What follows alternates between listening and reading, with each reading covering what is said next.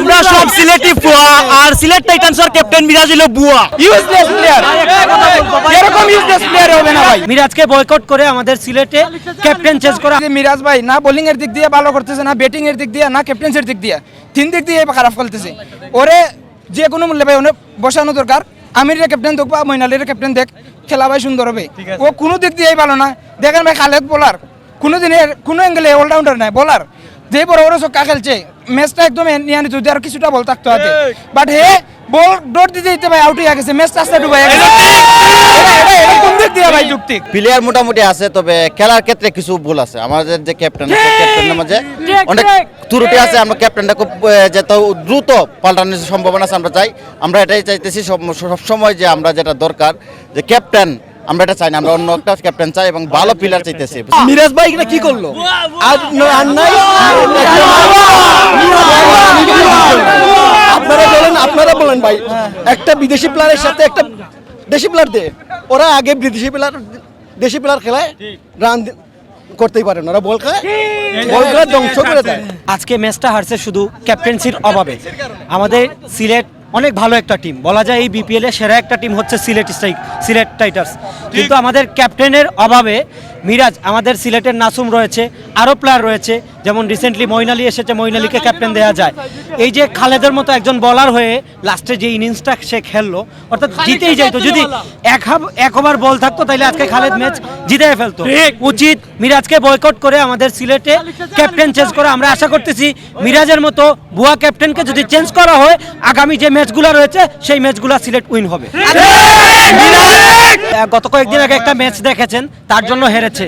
সে বোলিংয়ে অত্যন্ত বাজে পারফরমেন্স, বিপিএল এ তার কোনো ফর্ম নাই, জাতীয় দলে রিসেন্টলি যদি আমরা বলি জাতীয় দলে তার কোনো ফর্ম নাই। অর্থাৎ সে উচিত সে নিজে বসে থেকে, যদিও ক্যাপ্টেন্সি করে সে বসে থাকুক, বসে থেকে বাইর থেকে সে সাপোর্ট ক্যাপ্টেন হিসেবে সে খেলুক, সে ম্যাচে না উঠে আরেকজন প্লেয়ারকে সে সুযোগ করে দিন। সিলেটে ব্যালেন্স টিম আছে, আমার কাছে মনে হচ্ছে যে ক্যাপ্টেন্সির সমস্যা।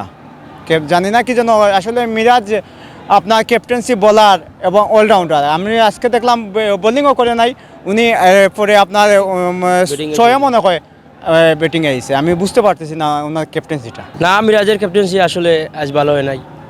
উনি টাইম টু টাইম বোলার লাগাইতে পারে নাই, প্লাস উনি ব্যাটিংয়েও কিছু করতে পারে নাই। ক্যাপ্টেন্সিটা অনেক দুর্বলতা আমি দেখতেছি। 2-3টা ম্যাচ থেকে আমরা কিছু অ্যানালাইজ করতেছি তাদের ক্যাপ্টেন্সিগুলা, যে কোন টাইমে কোন বোলার দিতে হবে, কোন টাইমে কোন ব্যাটসম্যান দিতে হবে, সেগুলো হয়তো উনি ভালো করে জানেন, কিন্তু হয়তো জানি না কোন জায়গাটা উনি ভুলটা করতেছেন।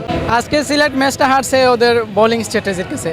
আমার মনে হয় এই সিজনে সর্বোচ্চ রান চট্টগ্রাম করেছে, আর আসলে রান টেস্ট করাটা অনেক টাফ ছিল। তারপরও লাস্টে দিয়ে আমার খালেদ ভাই যে খেলাটা দেখিয়েছে, আমরা কিছু আশাবাদী ছিলাম, কিন্তু তারপরও আমি বলবো যে আমাদের সিলেটের বোলাররা আজকে আমাদের কিছু হতাশ করেছে। সব থেকে বড় বিষয় হচ্ছে আমরা ইমনকে দেখতেছিলাম বিগত ম্যাচকে 3 ব্যাটিং করতে নামছে, আজ দিকে হঠাৎ ওপেন করতেছে। মানে হঠাৎ কীরকম মানে ব্যাটিং সেট আপ করতেছে সেটাই আমরা বুঝে উঠতে পারছি না। তারপর মোহাম্মদ আমির নাই, তারপর মোহাম্মদ আমিরের জায়গায় তো ওই জায়গায় একটা বোলার খেলানো যেত, সালমান রিশাদ কেতাও নাই। কিভাবে যে কি করলো সিলেট ভাই, কি আমরা তো মানে বুঝতে উঠতে পারছি না ভাই। সেই ভাই মানে বুঝা গেছিল খালেদকে ওপেন করালে আর ভালো হতো। খালেদ যে খেলা দিছিল ভাই, কি শটটা মারছিল ভাই, মন জয় করে দিছে খালেদ। আজকের ম্যাচ আমরা হারলেও আমাদের দুঃখ নাই, আজকের ম্যাচ আমরা হারলেও দুঃখ নাই। খালেদ ভাই যে খেলাটা দেখিয়েছে, এটাতে মনে করি আমরা খালেদ ভাই আমাদের মন জিতে নিয়েছে। ব্যাটিংটা ছিল যে ব্যাটিং দিক দিয়ে, কিন্তু সিলেট পরবর্তীতে ভালো খেলছে। বিশেষ করে ভালো লাগছে খালেদ ভাইয়ের খেলা, কিন্তু আমাদের দুর্ভাগ্য আজকে আমরা হারছি। ইনশাআল্লাহ নেক্সট ম্যাচে ভালো কিছু হবে। সিলেট এবার কিন্তু ওই জীব। মঈন আলী শুরুতে বোলিং করছে, ভালো বোলিং করছে, ভালো বোলার, আর নেক্সট ম্যাচে হবে কিন্তু। হ্যাঁ, আমির ভাই নাই, এই জন্য আমাদের অনেক কষ্ট হয়েছে, রান হয়েছে বেশি। যদি আমির ভাই থাকতো তাহলে আমরা সিলেটের জন্য অনেক ভালো হতো। আমরা সবাই আমির ভাইয়ের ভক্ত। গলাটা শেষ, সাপোর্ট দিতেই যাইয়া। ধর আজকে আমির কেন নাই ভাই, আমির তো ফুল ফিট আছে, জানি না কেন কি হয়েছে। সিলেটের ভাই আমির না হয় অনেকটা লস হয়ে গেছে। আমিরে প্রথমে যে একটা জাম দেয় বল দিয়া, খুব একটা প্রেসার ক্রিয়েট করে। তার প্রত্যেকটা ফার্স্ট ওভার বা সেকেন্ড ওভার যে 2টা ওভার করে, 1 নম্বর আর 3 নম্বর ওভার, এর মধ্যে একটা উইকেট নিশ্চিত থাকে, অথবা 2 ওভারে তার রান সর্বোচ্চ 4-5 দেয়। তখন এমনিতেই তারা প্রেসারে থাকে।